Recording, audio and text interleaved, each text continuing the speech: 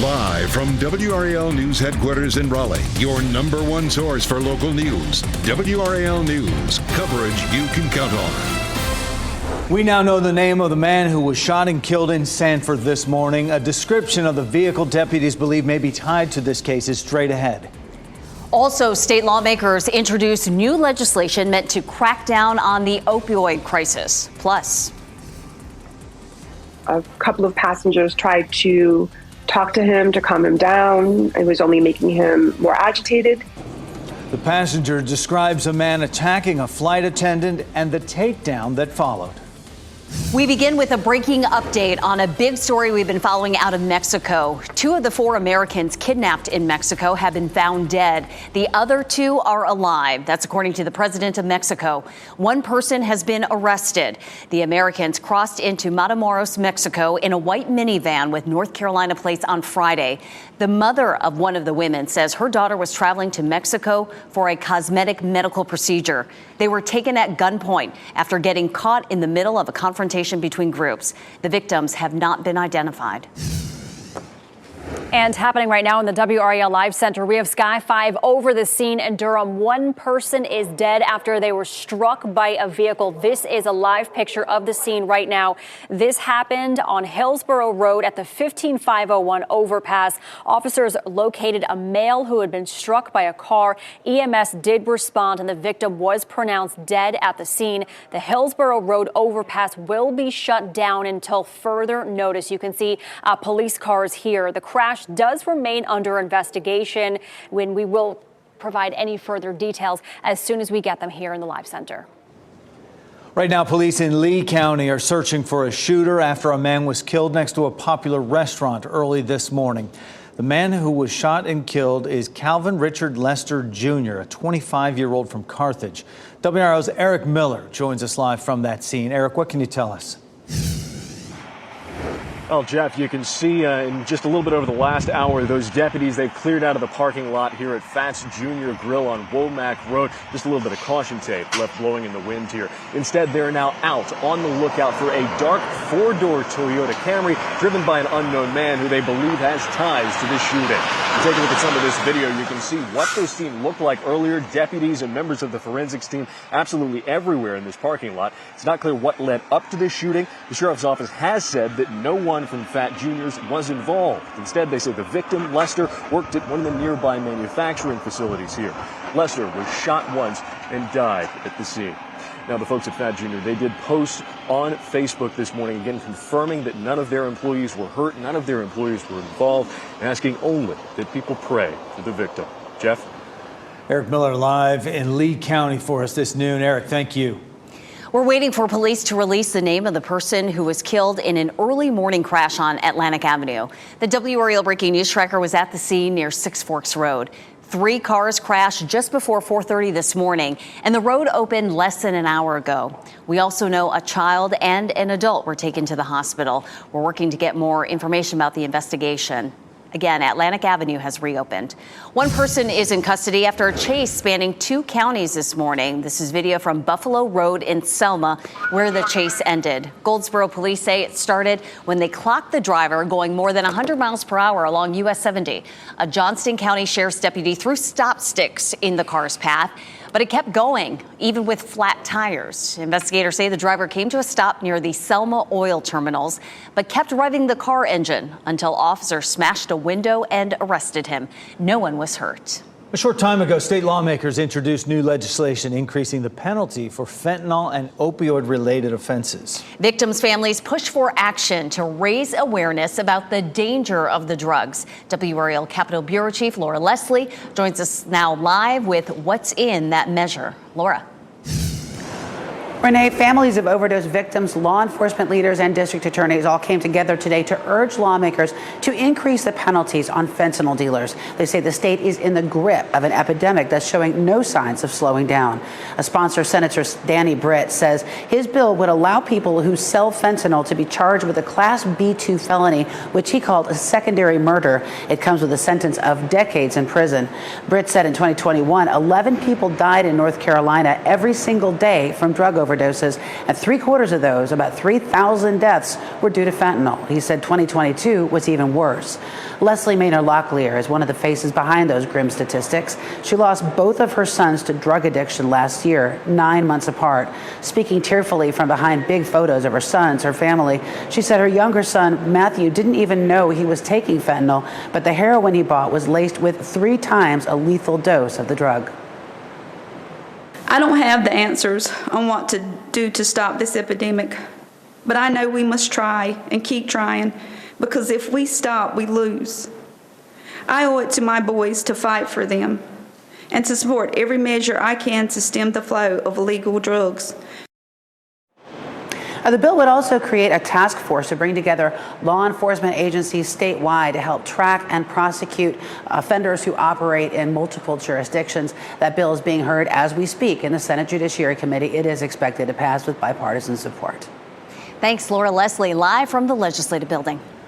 Our temperatures this afternoon are well above normal again, but today is the last day of that warm ride we've been enjoying for a little while anyway. Elizabeth Gardner is in the WRAL Severe Weather Center with a look at when those temperatures drop down to freezing again. Oh, it is so nice out there right now. I just went out for a stroll. It is getting breezy. You can see the trees here live in Sanford swaying in the breeze. That is the wind that's going to bring the colder air in. But right now we're in the 70s across most of the area. 68 in Roxborough, mid 70s in the Triangle. We're 77 in Fayetteville right now, so we've warmed up quickly. But our cold front is slipping through and our winds will shift to northwesterly. That wind that's gusty out there right now is going to bring the colder air in. We'll see gusts out of the northwest at 30 miles per hour this afternoon, steady at around 20. Here's the way it's going to look today. Temperatures in the mid 70s. Our normal high is 60. We're back to nearly normal Wednesday and Thursday, and then Friday looks chilly and wet. We'll take a look at the timeline for the rain on Friday and how long the cooler temperatures will stick around. Coming up. Elizabeth, thanks. A man who stabbed a flight attendant in the neck repeatedly with a broken spoon says he did it because he thought employees were trying to kill him. A passenger on the United Airlines flight from LA to Boston recorded video of a man threatening to kill people. The passenger also tried to open the door of the plane because he said he wanted to jump. One passenger described how the man was finally subdued. Many men from the plane jumped up, followed him, tackled him to the ground, and there were probably about 4 to 6 of them that sat on top of him to restrain him. He was zip tied and arrested once the plane landed. The passenger is set to appear in court on Thursday. Breaking news this noon coming out of North Hills. WRAL has confirmed Kane Realty is withdrawing its request to rezone parts of North Hills for future development. WRAL broke this story within the hour on WRAL.com. And WRAL's Ken Smith is here with what else we learned about this unexpected turn of events. Ken, what's going on here? Listen, Jeff, this is major news as we take a live look at North Hills right now, all the construction going on right now, considering the City Council was scheduled to continue the public hearing on this rezoning and could have voted on it at tonight's meeting. Here's some background. That rezoning would have covered about 11 acres of land within North Hills. It would have allowed for taller towers up to 37 stories to be built along Six Forks Road. This rezoning battle has raged on between Kane Realty and City Council for almost 2 years. Kane did make some concessions over that time. The original proposal was to build towers up to 40 stories, which was reduced to 37. Kane also offered to include affordable housing, as well as land for a city transit station and an expanded fire station in North Hills. Now, WRAL obtained a copy of the email Kane's attorney sent to the city that reads in part, after giving it a great deal of consideration, the applicant has decided to withdraw this zoning case. We appreciate all of the time and energy the staff put into this rezoning. Now, a city spokesperson tells WRAL the withdrawal means this rezoning submitted in October 2021 is dead for now. The city says Kane Realty would have to wait 2 years to resubmit the rezoning and go through the process all over again. Now, we should also note this rezoning faced opposition from the Midtown Citizens Advisory Council. Now, WRAL's Matt Tallham is pushing for more answers on this story, including why the developer Kane Realty pulled this request, and considering the timing again, also the mayor's reaction and what this means for the future of North Hills. To look for all new reporting starting at 4 right here on WRAL. Jeff. We'll certainly do that. Ken Smith in studio with us this noon. Ken, thank you. Check the stocks right now as we get our Tuesday rolling on Wall Street. There is a sell-off that is gaining steam. The Dow Jones Industrial Average, as you see right there, down 404 points right now. This comes after Fed Chair Jerome Powell made some comments about higher interest rates for longer period of times, and it is sparking some fears, as you can see on Wall Street. NASDAQ is down 97 points right now. S&P 500 also down 40 points. And Jeff, coming off of that breaking within the last hour, JetBlue, the U.S. Justice Department is suing JetBlue's proposed $3.8 billion merger deal with Spirit Airlines. This just came out. Now, the lawsuit is not a surprise. JetBlue was preparing for this lawsuit. Over the last 22 years, the Justice Department has only allowed 5 airline mergers. Those deals turned 9 major U.S. carriers into 4. We've got American, United, Delta, and Southwest. Now, JetBlue has vowed to press ahead with merger efforts. They're hoping to defeat this lawsuit and get a deal by the end of this year. Michelle, thanks. Frustration for families in Wake County as the school bus driver shortage gets worse. Today, we'll get an update on what leaders are doing to recruit and keep drivers. WRAL's Nye Harden is at the Wake County Bus Yard with a closer look at what's needed. Wake County Schools continues to see bus driver openings, and as that number grows, it's parents that are having to deal with the impact. New numbers show 285 bus driver openings. More than 32% of the spots are not filled. That number has grown every month. The school system currently pays its drivers $17.20 an hour. And to get more drivers, they have tried boosting marketing. They've been paying for advertising on social media and redesigning their landing pages with lead forms. Other districts in our area have resorted to offering more pay.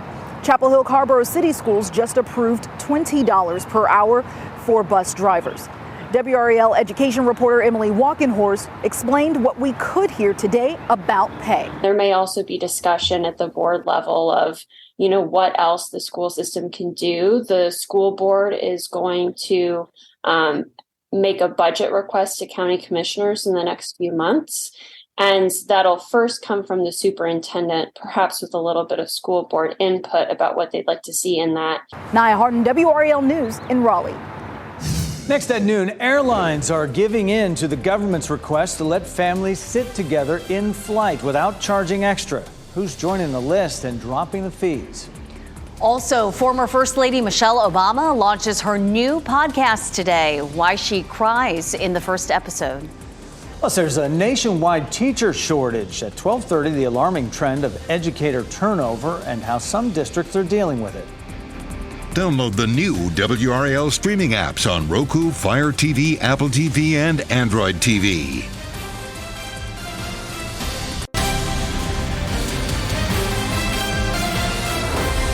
More airlines are dropping family seating fees as the government expresses criticism. The Transportation Department has launched a new effort to let you see which airlines charge extra to seat families together as you look live at RDU International.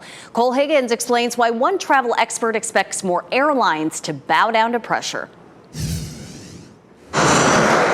More airlines taking action amid soaring pressure from the federal government about dropping so-called junk fees. I'm expecting that the rest of the airlines who have yet to announce that they're getting rid of them will soon be announcing that in the next few weeks. Scott Keyes, founder of the flight deal website Going, says family seating fees could one day be a thing of the past. Alaska Airlines is joining a growing list of carriers now guaranteeing your family will sit together and they won't charge you for it. It comes as the Transportation Department releases a new online dashboard allowing travelers to see which airlines charge and don't charge families to select seats next to each other. The Biden administration has really been waging a war on junk fees since the State of the Union. American and Frontier Airlines have also rolled out similar family seating policies, guaranteeing children will be seated next to an accompanying adult without a fee. And United Airlines recently announced a policy update as well, but stopped short of offering a guarantee. Travel experts say it's a welcome travel trend for families who have been forced to pay fees, often adding up to hundreds of dollars per trip. Even if you were traveling with young children, if you didn't want to pay the oftentimes, $50 or more per person to pick your seats, you then were at risk of getting separated on the plane. That was Cole Hagan reporting. The Biden administration is expected to send Congress legislation in the coming weeks to further address airline junk fees. For the sixth time this year, the French are striking against the government's plans to raise the retirement age for most workers.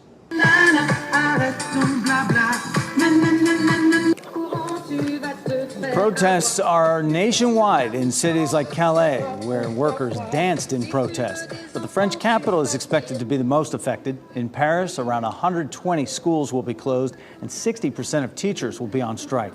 Unions and opposition parties are encouraging people to bring France to a halt. Defense Secretary Lloyd Austin is in Baghdad today as he continues his tour of the Middle East. Austin says he's in Iraq to reaffirm the U.S. partnership there and move toward a more secure, stable, and sovereign Iraq. He is the highest-ranking official to visit the country since the Biden administration began. Michelle Obama is launching her new podcast series today, and her first guest is today's Hoda Kotb. It was recorded in November when Hoda moderated the Philadelphia stop on Mrs. Obama's newest book tour. During her first episode, the former First Lady opens up about how she felt during Donald Trump's inauguration. Mrs. Obama says she sobbed uncontrollably as she left the White House after President Trump was sworn in. She says she was overcome by the emotions of leaving her home of 8 years and resentment over Trump taking office. Join WRAL as we celebrate and support our amazing local arts community during the third annual Big Night In for the Arts. This event features performances by Tony Award winner Beth Level, fusion folk artists Larry and Joe, social media dance superstars Costin Mayer, plus a live performance from Grammy-nominated country artist Reese Palmer. Watch, donate, and celebrate the arts Thursday at 7 on WRAL and wherever you stream our signal. We're celebrating some of the beautiful weather out here for a little while longer. Yeah, we've already crossed past the 70-degree mark, and it's kind of breezy out there. You can see some of the trees swing there at Dix Park. Meteorologist Elizabeth Gardner also has a view that shows the breeze out there. Time is ticking. If you want to get out and enjoy some 70s, we'll gradually start to see our temperatures falling as we head through the afternoon. We probably hit as warm as we're going to see now. And it is breezy out here, or windy. I mean, we'll just go ahead and call it windy. Of course, this is a look at downtown Wilson at the Whirligig Park. And this is always such a fun live shot to take when we have breezy conditions. But the winds will continue to be gusty as we get through the afternoon. And we have high fire danger. We'll talk a bit more about that coming up. 74 is our current temperature. I guess by 1 o'clock we could pop it up maybe just a couple more degrees. But after that, temperatures will begin to drop starting around 2 or 3 o'clock in the afternoon. It'll be a slow drop. It's not going to instantaneously fall. But by the time folks are coming home from work, 5 to 6 o'clock, temperatures will be back down into the mid 60s, which will be about 10 degrees cooler, of course, than it is right now.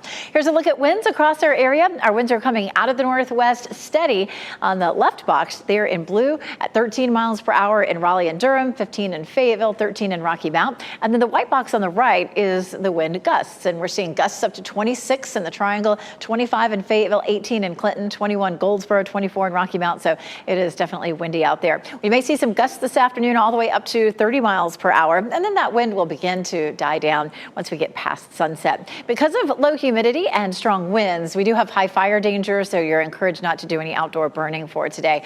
By tomorrow, things should ease up a bit as it shouldn't be nearly as windy. Our highs this afternoon, our temperatures right now, mid 70s, 77 Fayetteville, 76 in Clinton. That's so close to our actual highs this afternoon and noticeably warmer than yesterday, anywhere from 5 to almost 10 degrees warmer than this time yesterday. We'll hit 76 in Raleigh, 69 in South Hill, 80 potentially in Fayetteville this afternoon. Our cold front, though, has moved through, and now we're going to continue to see the cooler air filtering in. Not only will we feel the cooler air in the afternoon, we're going to feel it in the mornings as well. Our normal low, 38 degrees. We tend to see that around 7 a.m. So tomorrow morning at 7 a.m., 37. The coldest morning of the next 5 days likely to be Thursday, where we'll likely be down near freezing. And then it's a little warmer Friday, Saturday. Sunday, we're back into the 30s again. This is a look at Thursday morning and what our threat threats are. The purple there is a freeze threat, and the blue from Raleigh southward is a frost threat. We may not end up with a frost or freeze warning because it is typical for us to still see freezing temperatures this time of year. The last spring freeze in the triangle is typically April 1st through 11th, and the average hard freeze, killing freeze, is usually the last week of March. Now, of course, we're early this year. So many things have started to pop out already, bloom, bud, that sort of thing. So if you're a farmer, I know you're watching very closely to see what's going to happen for the next couple of weeks, because we still have the potential for below normal temperatures all the way through March 20th and possibly beyond that as well. So looking at nearly 60 for today and tomorrow. Over the weekend, of course, temperatures will be still a little below normal. Some showers on Friday. We'll talk about the timeline for the rain Friday into the weekend coming up. Elizabeth, thanks. Car crashes are the leading cause of death, but safety is always improving. Today at 4, 5 Under Side shares the best car seats to keep your kids safe. And you're looking live at Roxborough right now, where a distinguished building on Main Street is going back in time with a new look. The restoration coming to the local Jewelers building, plus additional growth happening in that city. That's tonight at 5:30. Meantime, still ahead this noon, Lowe's is bringing back a popular program to help entrepreneurs get a foot in the industry. How business owners can become a supplier for the major home improvement chain. Plus, just because it says made in America doesn't mean it came from America. How the USDA plans to change meat labels so that you know exactly what you're getting. Car repossessions are on the rise as inflation continues to hit Americans hard. The number of car repossessions jumped by 11% last year compared to the year before. That is still below pre-pandemic levels. A growing number of people are falling behind on their car payments due to high car prices and high interest rates. Lowe's is calling for businesses to be its new suppliers. The company is bringing back Into the Blue. That's where any business can apply by March 20th and potentially provide new products for its stores. 170 new vendors were onboarded during Lowe's first Into the Blue event in November. The improvement store says it will invest up to $5 million in purchase orders for selected businesses. Adidas could be forced to burn unsold Yeezy merchandise if it can't sell the remaining products. The company may have to burn up to $500 million worth of merchandise. He was dropped for anti-Semitic comments last year. Other companies have burned products in the past. An alternative strategy for the sneaker company could be to rebrand the product and sell it at a discount. Still to come in this newscast, what Raleigh police are revealing about a deadly crash that shut down parts of Atlantic Avenue for several hours this morning. Also, how Weight Watchers plans to cash in on a drug now being prescribed to people trying to lose weight. And here's a look at your winning lottery numbers on your screen right now.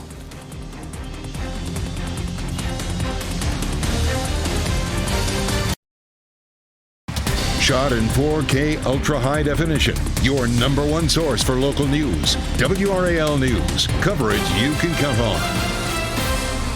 Raleigh police are working right now to figure out what led to a deadly crash this morning. WRAL's Brian Schrader has an update on the investigation. Yeah, that crash killed one person and sent 2 others to the hospital with serious injuries. Sky 5 was over the scene this morning. This all happened just before 4:30 on Atlantic Avenue near Six Forks Road in Raleigh. And police had to shut down Atlantic for hours while they investigated. Here's what we've learned so far. We know the crash involved 3 vehicles, and one of the people injured is a child. WRAL's Michael Gray said that he saw at least one canine officer at the scene during that investigation.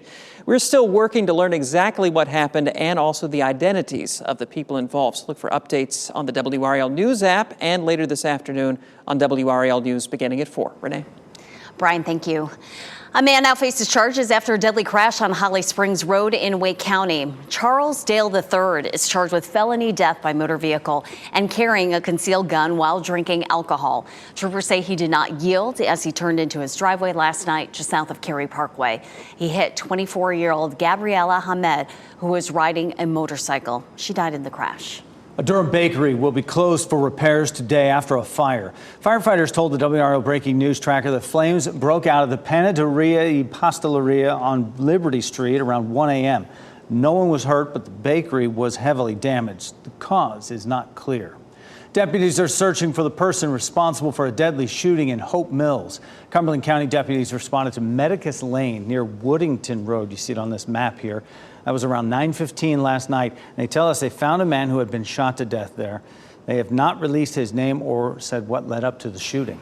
Nearly half of the jobs in the state's juvenile detention centers are unfilled.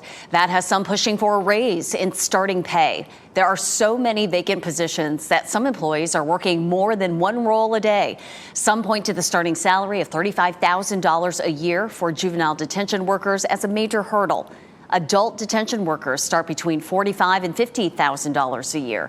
The state's Deputy Secretary of Juvenile Justice told WRAL's Julian Grace about the effort to close the gap.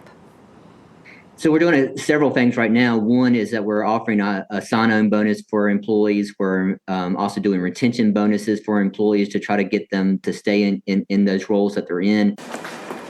Kentucky recently moved to increase starting pay for juvenile detention center workers from $35,000 to $50,000, and it worked. It quickly filled 68 positions. School superintendents across the nation are dealing with an alarming trend: record spikes of teacher turnover.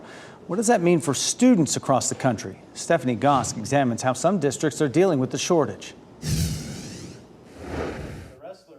Across the country, fed-up teachers, many tired of long hours and low pay, are calling it quits. In one Virginia county, they are hoping a $3,000 bonus will keep teachers from leaving the job. Our teachers work hard, our staff works hard, and they need to be fairly compensated. But they are down more than 150 teachers. It's a similar story in school districts across the country. New numbers from 8 states show how tough things are getting. Last school year, Maryland and Louisiana saw the highest number of resignations in a decade. In Washington state, it was the highest number in 3 decades. When everything shut down and COVID kind of took full swing, that was my first year in the classroom. Angela Tilson resigned from her teaching job in Massachusetts last December. COVID is still very much affecting the education system. The gaps are striking, and there's only so much that you can do as one person in the overload of work. It sounds like you reached a real breaking point. Yes, I did. Like many, she shared her story online. There are a mix of reasons. I am not going to miss unreasonable class sizes. I am not going to miss 23-minute lunch breaks. Children are struggling academically. Teacher shortages mean more work. And then there's the pay. Today was my last day as a teacher.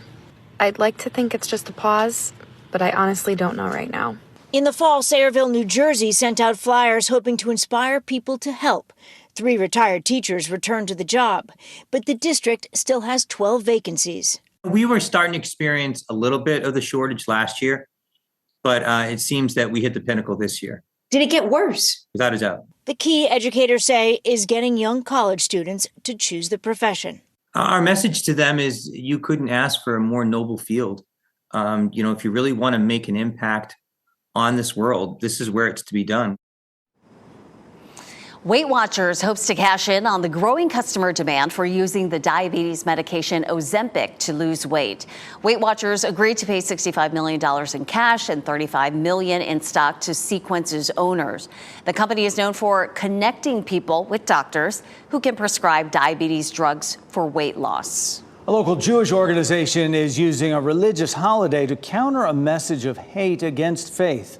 Chabad of Durham Chapel Hill is holding a Purim celebration for the community this afternoon. Organizers will also share a response to the National Day of Hate from neo-Nazi groups that took place 2 weekends back. Now, today's event runs from 4:30 to 6:30 p.m. at Angel Island in Durham. It seems obvious what Made in the USA should mean, why the current label is misleading, and what lawmakers are doing to change that. Plus, how the largest outbreak of the bird flu ever in the U.S. could result in chickens getting flu shots. If you see news happening or you'd like to share a story idea with us, click Report It in the WRAL News app.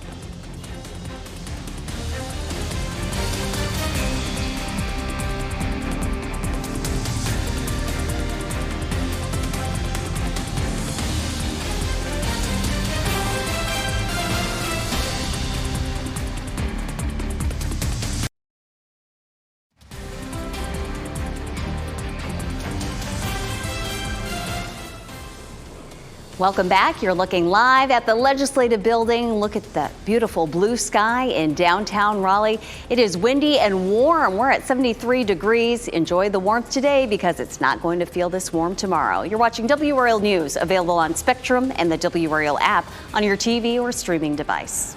Do you know where your meat comes from? Roughly 2/3 of people believe an item marked product of USA means that all or most of the meat production took place in America. But it's not true. Jackie Ibanez takes a look at new proposed rules that would create more transparency. Just because your food label says made in the USA doesn't mean it originally came from America. But now the Department of Agriculture is hoping to change that. The federal agency proposing a new rule Monday stating meat, poultry, and eggs sold in the U.S. must be, quote, born, raised, slaughtered, and processed in the United States in order to bear a label saying product of USA. Previously, animals from foreign countries could be shipped to the U.S. for slaughter, with those products allowed to feature a Made in the USA sticker. International meat could also be imported and repacked in the U.S. or undergo further processing and still be called a product of USA. Agriculture Secretary Tom Vilsack says American consumers expect that when they buy a meat product at the grocery store, the claims they see on the label mean what they say. The USDA announcement also garnering some bipartisan applause. Monday, South Dakota Republican Senator Mike Rounds tweeted in part, quote, for years, we've called on the USDA to take action to stop foreign beef from receiving the product of USA label. Our work is finally paying off. That was Jackie Ibanez reporting. The product of USA labels are not mandatory. The proposed rule is currently up for public debate before it's finalized. A flu vaccine for chickens could be in the works soon. The Biden administration is considering mass vaccinations of chickens in light of a widespread bird flu. This outbreak is the largest ever in history. The effects of it has caused egg prices to surge, millions of chickens to die, and has spread to other animals. Though the risk of avian flu spreading to humans is low, there are fears that it could mutate. One of the longest running Black Southern film festivals is underway in the Triangle. We're talking about the Hayti Film Festival. Up next, we'll talk to one of the driving forces behind this year's event. Let's put your movie review skills to the test. How Amazon is giving people a chance to see how their Oscars predictions stack up against Sunday's winners.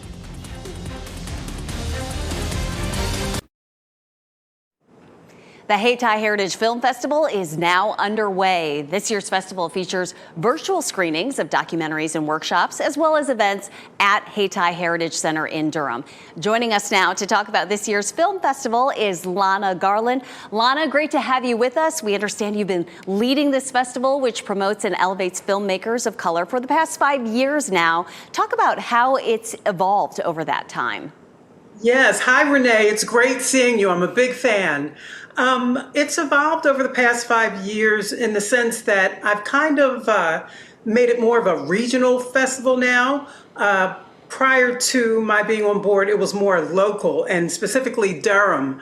And so I wanted to make something that would forefront Black Southern filmmakers. Having worked and having a career in New York and in Copenhagen, I'm so used to seeing content that comes from the major city centers like New York, LA, Chicago, and I wanted something that would forefront all the fabulous stories that I started hearing and experiencing once I was here in North Carolina. And so that is the focus, building up a Black Southern film ecosystem so that you'll be able to see more Black Southern stories. Love that you're using your expertise to bring that ecosystem here in Durham. So this year's event kicked off yesterday with online screenings of several documentaries. Why was it important to incorporate that component? I think it's easier to incorporate that component, both the online aspect and the documentary aspect. So when COVID hit, we were really out of pocket, and we did not know what would happen in 2021. So we decided to have a totally hybrid event. And let me tell you, we actually tripled our audience in doing so. So that told me something. That told me there's a lot of people who are interested in this content, who just maybe aren't able to make it on a Thursday or a Friday. So we thought that we would always, from here going forward, would have an online component. And it's been great being back at Hayti in the Performance Hall, so that we can still do those things like networking and having live workshops. And the documentary piece, it's much easier for our filmmakers to make documentaries than it is fiction film. So on any given year, you'll see many more documentaries than you will narrative fiction. And the more documentaries that are done, the more the pathways open for even narrative fictional film. Lana, we have just a little time left. The official opening is Thursday, 6 p.m. Tell us about the award-winning film that will be featured. Again, we only have 30 seconds. Award-winning film. We're talking about The Inspection. Jeremy Pope was nominated for a Golden Globe. It also got the NAACP Independent Film Award. And so it's really a story that pulls on the heartstrings. And so everybody should make that on opening night, Thursday, March 9th. So the Hayti Heritage Film Festival really includes something for everyone, dealing with lots of topics: family, love, trauma, and history. And we can get you that ticket information on WRAL.com for the Hayti Heritage Film Festival. Lana Garland, thank you so much for talking with us, and continued success with this festival. Thank you so much. We carry them with us. I love that message. It is gaining steam for sure. Elizabeth Gardner is in the WRAL Severe Weather Center right now as we close out the lunch hour here. We're starting to see those temperatures that are going to dip here pretty soon. Yeah, by the time we get to the middle of the afternoon, you may start to notice it. But if you are out at lunchtime and then out again at 5 or 6 o'clock, it could be 10 degrees cooler. And that's the opposite of what we normally see. Here's a look at Goldsboro, Apex, Durham, and Chapel Hill. We're seeing mostly clear skies, just a few clouds out there. Chapel Hill, courtesy of Top of the Hill restaurant. It really feels nice out there right now, but our cold front is sliding southward. Watch the color contours change to blue and watch how long we stay blue. We're going to see high pressure continuing to feed cold air into our region. And then a system rolls in over it. We're still going to end up seeing some chilly temperatures with the rain, and we don't really recover, not at least to what we've seen lately, until maybe 2 weeks from now. Let's take a look at the rain that's headed our way. This is coming Friday, so we'll stay nice and dry for today, tomorrow, and Thursday. This is Wednesday. This is tomorrow at 6 p.m. We may see some increasing clouds. This is Thursday morning, and then we'll take it on out to Friday morning. We'll pause it there at about 9 a.m. on Friday. We should have a dry morning commute on Friday. We'll continue to watch the timeline in case that changes, but we do have some rain that moves in. Yesterday, it looked like the rain was covering the whole state by the evening commute, and now it's lighter and a little farther to the south. So we'll watch that trend. We are at least right now trending a little bit drier on Friday. Not dry, but just a little bit drier. And then we'll see that front moving through Saturday, and behind it, we should clear things out. Our pollen count definitely high now, but as we begin to see the temperatures dropping a little bit, the pollen counts will likely drop as well. Typically, we cool things off, and the trees are not as likely to let that pollen go out into the atmosphere. And of course, when we see rain, that helps the situation some as well. So we'll see some of that hopefully on Friday. Later sunsets happening as well. Of course, we go back to daylight time early Sunday morning. So Saturday, the sunset is at 6:20, and Sunday it's at 7:21. And of course, we see later sunrises too, starting on Sunday and Monday. We'll definitely notice that. It's going to be chilly, definitely on Friday, 48 degrees for the high. It'll be cloudy all day with those showers to wrap up the day. We may also have a few showers late Sunday, Monday. The models are not totally on board with that just yet. So if you have outdoor plans Sunday and Monday, keep checking back. It may be that what we see is very light or scattered. We're also trending a little bit drier for those days as well. We talked earlier in the newscast about Thursday morning. That's going to be the morning that we'll be most likely to see freezing temperatures, but it looks chilly for really, the next, not just 5 days, 7 days, but for the next 2 weeks potentially. So we're in the 30s on Sunday, Monday, and Tuesday morning. And then next Wednesday, a week from tomorrow, it looks like we'll see another cold blast that comes in. So hopefully you don't mind the cold temperatures. And happening right now in the WRAL Live Center, back to that story we brought you at the top of the newscast regarding the American citizens that were kidnapped in Mexico. The White House is now speaking out, saying they will be working closely with Mexico, ensuring that justice has been served. Again, 2 of the 4 Americans have been found dead. The other 2 are alive. They say the U.S. will work with Mexican officials to ensure that, to learn more, that all the victims have been returned to the United States. We also know the bodies of the dead Americans will be examined in Mexico before they are brought back here to the U.S. So far, 1 person has been arrested. The victims have not been identified. We'll have your top stories after the break.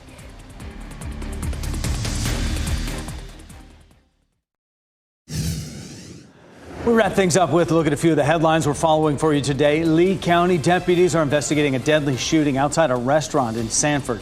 They responded to Fat Jr.'s Grill around 7:30 this morning. They found 25-year-old Calvin Lester dead in the parking lot. The restaurant was closed at the time of the shooting. Investigators believe Lester worked at a nearby manufacturing facility. State lawmakers are working on a bill to increase the penalty for fentanyl and opioid-related offenses. Today, families of victims were at the legislature pushing for it. This bill would allow people who sell fentanyl to be charged with a Class B2 felony, so that would carry a sentence of decades in prison. In 2021, 11 people died in North Carolina every single day from drug overdoses. The plan to bring a new 37-story building to North Hills is scrapped for now. WRAL first broke this story just before 11 a.m. Kane Realty has several plans for the area, but for now they say they're pulling their application to rezone property off Six Forks Road. This change comes almost 2 years after submitting the initial proposal, also as significant pushback came from community groups. Halle Bailey is reacting to a new doll based on her portrayal of Ariel in Disney's live-action remake of The Little Mermaid. I am literally choking up because this means so much to me, and to have one that looks like me, that's my favorite Disney character, is very surreal. And look, she even has my mole. They got every detail right. Bailey posted this video to Instagram, sharing her excitement. The Little Mermaid, the live-action remake, set to arrive in theaters May 26th. Amazon rolls out a new feature that gives movie buffs a chance to predict the winners of this year's Oscars. The Oscars Hub on Fire TV has all the nominated movies. Starting today, users can cast their votes for the winners in the 7 major categories using an interactive voting experience. The last day to vote is this Sunday, the day of the Oscars, and after the ceremony, Fire TV users will be given an accuracy score. A snowmobile rider in Idaho had a scary encounter with a moose. Take a look. 5 friends were enjoying the snow when they encountered a moose. One man stood on his sled, waved his arms to distract the moose, and then one of the men captured the moose making contact with another rider seconds after he was able to jump off it. The riders followed the moose for a half mile after the incident to make sure it was okay. Our pet of the day is a beautiful shepherd lab mix looking for her forever home. Lily is a 7-month-old girl who has a generic spinal issue, but she plays like a normal dog. She's house trained and crate trained, and Lily can run upstairs just fine, but getting down is a different story. Sometimes she's a little wobbly when she's too tired, but she doesn't let it slow her down. Lily's great with kids and other dogs. Contact Poffic Match to arrange a meeting. Coming up later at 4 o'clock, the economy continues serving up mixed messages. The uncertainty ahead after aggressive action from the Federal Reserve and the warnings that a recession could still happen. Meanwhile, our fake spring is still happening for one more day. We are in the 70s this afternoon. I get outside and enjoy it and get that moose video out of my head. That was terrifying, right? Get right into the pollen. NBC News Daily is next on WRAL, your next local news update in 30 minutes. You can get breaking news updates anytime with our WRAL News app as you look live at the beautiful blue skies in the state legislative building. Get out, enjoy the weather. It's going to be freezing tonight. We'll see you later. WRAL News over the air Channel 34 and Spectrum Channel 1257.